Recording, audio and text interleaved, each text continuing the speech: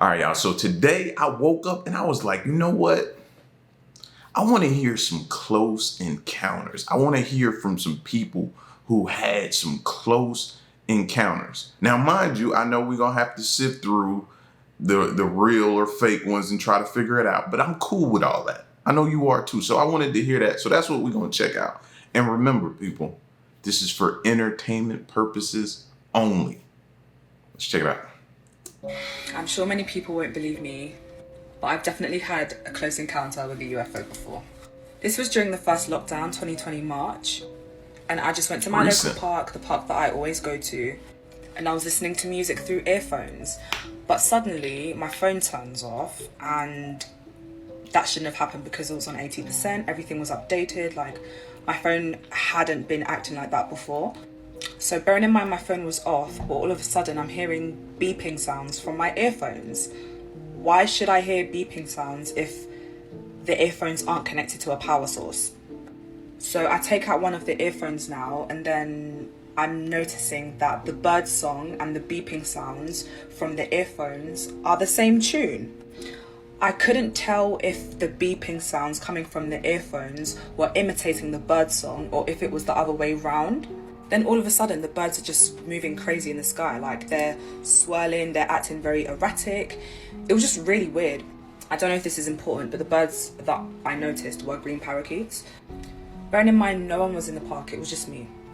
As soon as the beeping sounds stopped, the birds stopped and they stopped behaving erratic, and all of a sudden people walk into the park and it was just like nothing had happened. And I was just like, oh my god, who the can I speak to about this? Like, everyone's just gonna think I'm crazy. I'm gonna get so gaslit.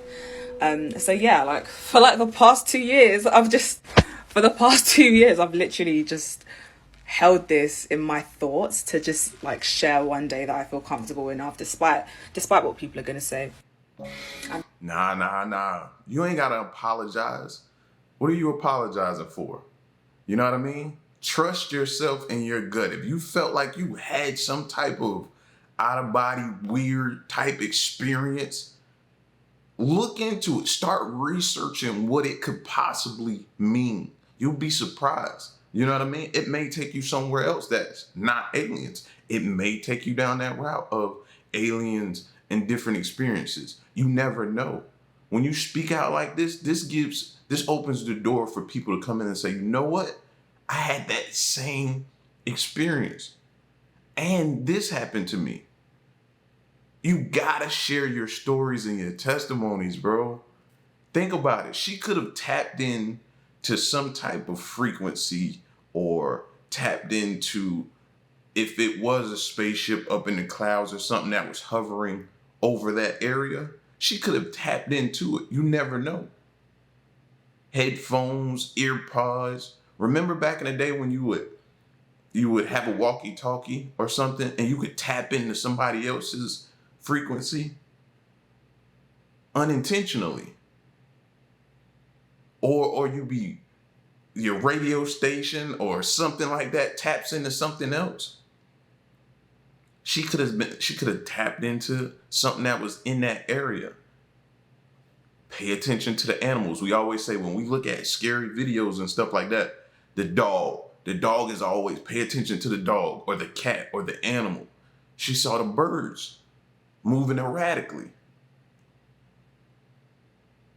What they tell you when you go in the woods and you don't hear animals sound or something, it's that quiet, something's wrong. Something spooked them. So paying attention, nah. Listen, man, I believe you. I believe you. Share your story so other people can tell you if they have felt or gone through or experienced the same thing. I believe you. In August 1954, at the top of Mount Palomar in the United States, an extraordinary convention took place. This convention centered around a mysterious flying aircraft, delving into eyewitness encounters and sharing hidden knowledge about sightings that had remained concealed from the public eye. This gathering attracted diverse individuals from all corners of the country, eager to unravel the questions and engage in discussions. With over 1,000 participants from various walks of life, including journalists, FBI agents, witnesses, and the simply curious, The convention became an unforgettable event that left a lasting mark on those in attendance. Amidst the fervor and excitement, a remarkable incident unfolded. As the first day's proceedings drew to a close, a commotion erupted among the attendees as their eyes fell upon an unexpected arrival, a captivating woman flanked by two strange men. One of the men wore glasses, and all three possessed extremely fair complexions. However, it was the woman who effortlessly commanded attention with her radiant blonde hair, intensely black eyes, distinctive cranial structure, and an intriguing mark on her forehead. During the convention, a Brazilian journalist seized the opportunity to interview the individuals. Among them was the woman known as Dolores Barrios, who self-identified as a fashion designer from New York. However, curiosity got the better of the journalist, who secretly managed to capture a photograph of Dolores. Astonished by this act, Dolores swiftly retreated from the scene, accompanied by her two mysterious companions. Strangely, moments after their departure, eyewitnesses reported a sighting of a perplexing aircraft rapidly ascending into the sky, vanishing with astonishing speed. Although numerous witnesses were present, the sheer velocity of the craft prevented any attempts to capture photographic evidence. Despite thorough investigations, no individuals have come forward to claim knowledge or provide identification of these figures from that day. The questions surrounding their true identities, purpose, and hasty exit from the convention remain a mystery. I must say, these occurrences are not mere isolated incidents, but rather fragmented pieces of mysteries that encircle the realm of extraterrestrial phenomena. What are your thoughts? In August 1954, at the... See what I mean? Like, think about this, right? Cameras. What do we always complain about? Oh, the footage. Why we never get good footage? In this story, what happened? Soon as he went to try to do the picture, she, you know what I mean? Darted away. That more so aligns with the fact of us never getting a good photo. It's always digitized or blurred or something went wrong and it looked like the oldest camera in the world, but it's probably taken on the most modern camera of today that we have. But we can never get a clear, concise picture.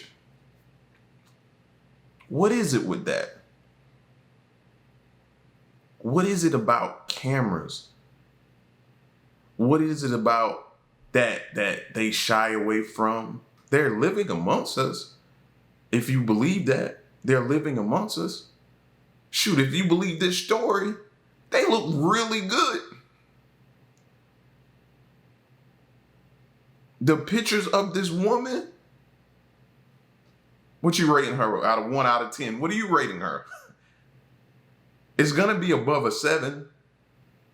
Okay, so they look really good. So what if, and that's another crazy thing, man. What if some people that you idolize, that you've idolized their looks, stunning, just the best looking person you've ever seen in life? Wonder how they got like that, huh? You ever wondered that? You ever thought about that? Somebody that just looks so good, you're just like, it's gotta be too good to be true. It's like, how? How? I mean, you got the great look gene, didn't you? How? I've heard stories of people say that, you know what I mean? You can tell by certain people and how they look and just the beauty is just beyond belief. Maybe it's because they could be one of the greys or one of the alien species, different ones. Maybe that species is just a good looking species. I don't know. I don't know. But it's something about cameras though, in all seriousness. It's something about the cameras. It's gotta be, bro. We need to look into that. You ever watched the movie, what was it? Get Out? When he flashed that camera, something happened, right? Something happened to that dude that was running at him, charging at him in the movie, flashed that camera, and it kind of changed things. It's something within the cameras. We need to pay attention to that. That might be our saving grace one day. I don't know. We may be able to use it to our advantage. Let's keep going. Good morning, John. Thank you for joining us today. I understand that you were summoned to a top-secret underground military base to make contact with the Nephilim giants. Can you tell us more about that? Yes, that's correct. I was contacted by some military personnel and scientists to go to a secret base to make contact with the Nephilim giants. That's fascinating. Can you explain why you were chosen for this mission? I was chosen because of my background and experience as a former CIA agent. I have a lot of experience with handling classified information in situations that require discretion and confidentiality.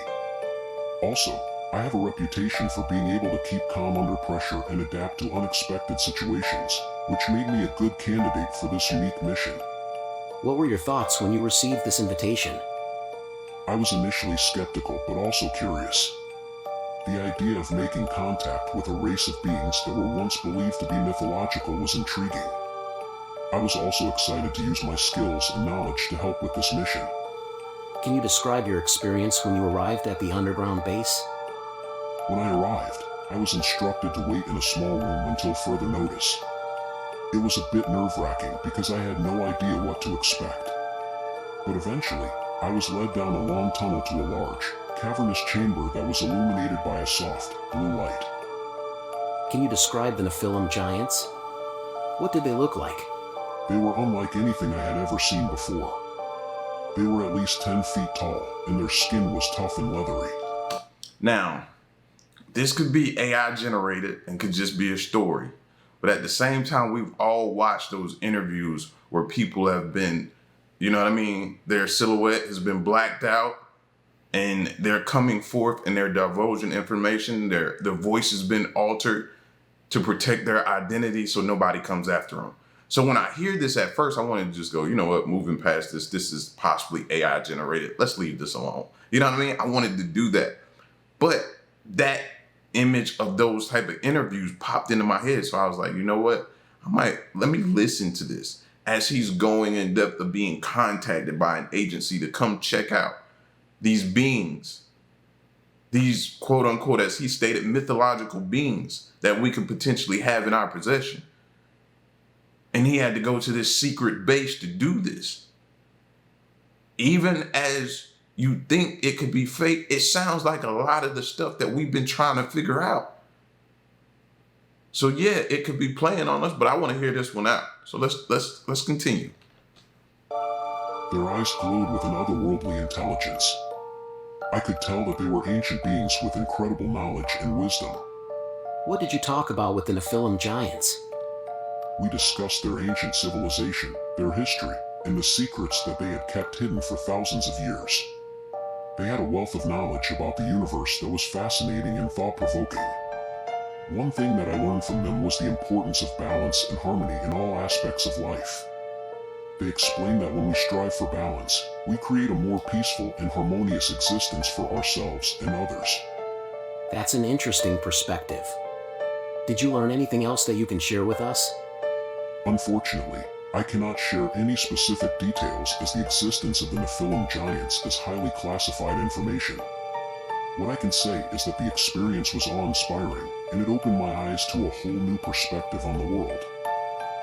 How do you think this experience will impact you in the future? This experience has reminded me of the importance of keeping an open mind and being willing to explore new ideas and perspectives. It has also reinforced the importance of keeping classified information confidential and handling it with the utmost care. Well, you're not doing that at the moment. You're telling classified information, aren't you? Aren't you? Thank you for sharing your experience with us, John. Okay, that was the end of it. But this is what makes me mad, right? Like I said, we've gotten past whether we think this story is true or not. You believe or you don't. Let's just discuss what we've heard anyway. You know, they told him about the ways of the world, right? Ancient history, different things like that. But the one key thing he said and he talked about was, you know, the importance of us having peace, balance, all that kind of stuff like that. I'm paraphrasing. So if our government potentially has this information and they know that the key to everything is keeping the peace and balance and all of that stuff, why are we going through so many of the things that we're going through in this world? Why is this stuff being pushed upon us? If we know we need to keep the peace and everything else for us to continue, why? Why is this? Because sometimes I feel like this stuff is just pushed upon us. We don't want this. We don't want to turn on television or the news and see this. So if y'all have this information and y'all know this is the way we should be going, why are we not doing everything in our power to try to do that? Instead of soon as somebody jump off the porch, we ready to jump off the porch too. Instead of trying to fix the situation. So that's what irritates me about it. If we have the keys to success for our human race and mankind, and we're not utilizing that or not trying to do everything in our power to protect it, then that just makes me believe that this stuff is being pushed on us for a reason. And I don't like that. I don't like feeling like that. I don't like seeing it. I don't like experiencing it. I don't know. I just, that, whether or not that's real or not, it sparks something, you know what I'm saying, in me to think more about. I wonder if they do have the answers to the test. I wonder if they have the, because that's basically what they're saying. You have the answers to the test. And they're just choosing to not give y'all the answers to the test. They want you to figure it out, or they're trying to push this thing on you, this fighting these wars, this different type of stuff like that for their own personal agenda and their political gain or whatever it is. Moving on. What's up, y'all? Nah, for real. So, I've been debating on whether or not I was going to make this video because I know it's going to sound crazy, but y'all, I think I met a shapeshifter. I know how that sounds, but y'all got to hear me out. So, I met this dude, right? And he was really cool. He ended up being somebody who was very enlightened, eye-open, and I don't know what was going on, but at some point my vision was being disturbed, and it was my first time experiencing that. And for a split second, that person no longer looked like the person that I was just talking to. Their face totally distorted, and whereas he was bright skinned, bald head, I was seeing a man with a full beard, mustache that was darker skin tone. Y'all want to hear the rest of the story? Like for part 2. See, there we go again with the looks. The looks. It's something to that. Can you imagine sitting there with somebody and all of a sudden something happens and their face just starts to change? Or either it's changing and they're trying their hardest to get it back to the original. What do you do? Now, we're not laughing and talking about people who have all this crazy stuff done to them, you know, crazy eyelashes, you know what I mean? All this kind of additive stuff. No, we're talking about a person that face just contorts and changes and shape shifts and does different things throughout the day or the moment or the night. Have you ever had an experience like that? I can't say that I have, but I've heard countless stories of people talking about seeing somebody shapeshift. And then we take it back to that story we just heard about that group, that meeting of that group of people and them meeting that lady and those two guys. Connect the dots, man. Connect the dots. Moving on. 3 women, Katya, 2 sisters, Liliani, and Valkyria. And these girls came within 8 to 10 feet in broad daylight of this creature. When they saw this thing, they're looking like, what are we looking at here? They're walking through this field that's up against a cinder block wall. And one of them was looking at it, said, what is that? And it was crouched by the wall. It was weak and feeble. And one of them kind of like screeched. Ah! Like, what is that? And it turned and it looked right at the girls, locked eyes on them. Liliana grabs her younger sister, who's 14, Valkyria, and hightails it out of there. Katya is 21. She's frozen in her tracks, locked eyes with this creature, and is communicating with her. Please help me. He wants help. It's weak and it's feeble and it's scared, and it's crouched down. 3 women. That's crazy. Listen, an alien ever reach out for help from y'all? What are y'all doing? Y'all reaching back? You gonna help? Some people would, because some people gonna feel like, you know what? To have an alien friend, to have an alien in my pocket, that if I nurse this thing back to health, who knows the advantages? Who knows the abilities of this thing? This thing may be able to help. Some people are like, man, no, I don't know. I could nurse this thing back to health and this thing could turn on me like an animal. You know what I mean? We've all seen the stories of people who raise lions or tigers or something like that. And then eventually that animal, which is a wild animal who needs to be in a wild habitat, eventually turns on that person. So I wouldn't be like, I don't know. You know what I mean? I have a huge heart. So that in me would make me want to reach out. But then at the same time, the unknown would be battling my heart and be like, yo, you can nurse this thing back to health and this thing could turn on you. This thing could try to abduct. This thing could try to, you know what I mean? No, you got a family, bro. You got to be cautious. You know what I mean? That's a situation we need to think about. Because if we truly believe they exist, there could come a time where alien reaches out to you and is asking for your help. See, that's why I think they need to start giving us the information. Because there could be friendly aliens out there that we've known for decades and centuries. Never harmed a hair on our head.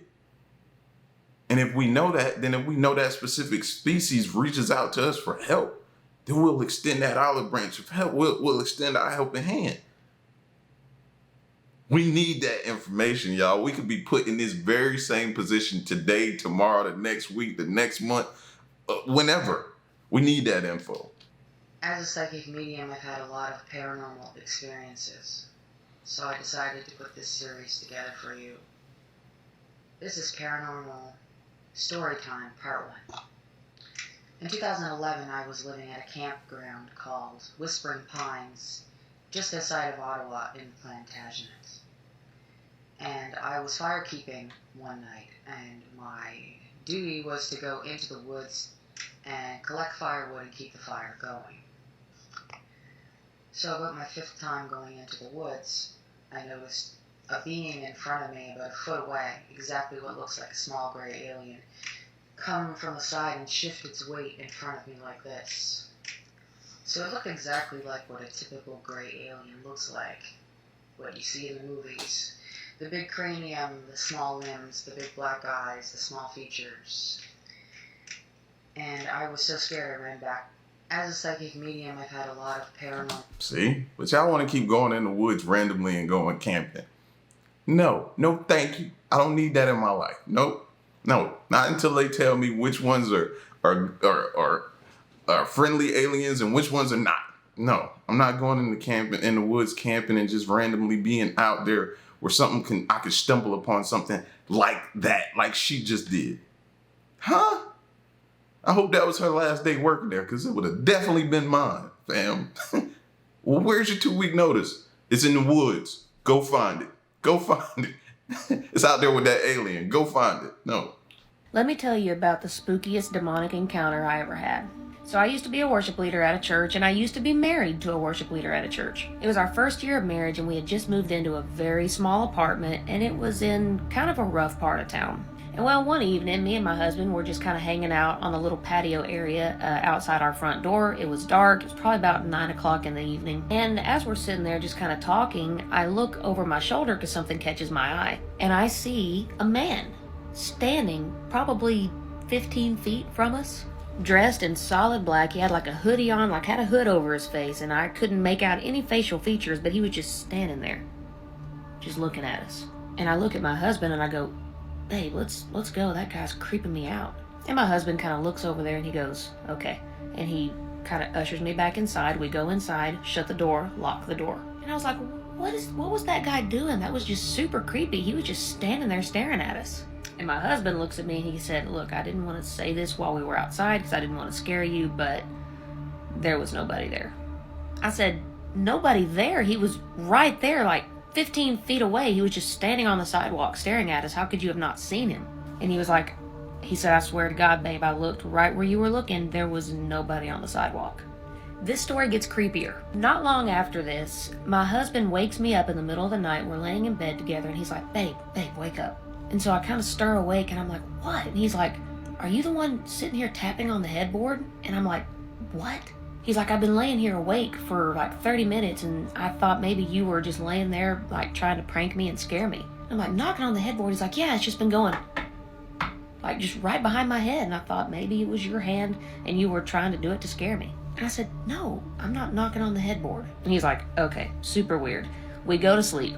He wakes up, I don't know how long it was, but he wakes up and he wakes me up again. He was like, oh my God, I just had the most demonic, terrifying dream. And I'm going to tell y'all about that dream and how it came true in part 2. Let me tell you about the... Yeah, it could be several things, man. You know what I mean? First of all, what does it mean? I never really got an answer for that or really looked it up. Certain things I'm hesitant about Googling. Yeah, I mean, certain things we just shouldn't type in on our computers. You know what I mean? I'm a firm believer that certain things I'm just not gonna look up. I don't want that in my search history, you know? But what does it mean when you see something that someone else cannot see? Maybe that's what's happening in a lot of encounters. They see something and you could be dead close to each other, right close to each other, and both of y'all don't see it. The person who's meant to see it sees it. But what does that mean? Does that mean you have this weird ability? Or does that mean that thing is trying to contact you and you only? Does that thing trying to telepathically communicate with you and you only? Is that thing trying to warn you and you only? Like, what does that mean? Secondly, their house could be haunted, bro. You know what I'm saying? You hearing tapping noises in your home while you're asleep? You just hearing things tapping? Your house could be. You might need to, y'all are worship leaders, y'all might need to do some kind of prayers or sage or something inside that home. And then for you to hear that, go to sleep and have the most demonic dream, something's right. Y'all got a presence. Something's trying to either contact y'all, reach out to you from the other side. There may be some history to that house that you don't know about. I don't know. But something ain't right about it, bro. Something ain't right. That's demonic. Or it may not be. It could be something. Maybe you had a loved one pass away recently or something like that, and they're trying to, you know what I mean? Because I've heard of the story of a little girl, her dad passed away, and then he was sitting on her bed one night, and she swore she saw him, and he was just telling her to get up or something like that and lock the door or whatever. Or he protected, and in the end, he protected her from a dude that was trying to break in. So it's not always a spirit trying to do something to you. It could be one trying to warn you. Listen, man, y'all get at me in the comment section, man. Let me know what you thought of these encounters and story time stories. It's your boy L, man. Y'all stick around and stay tuned. Till next one, I'm gone.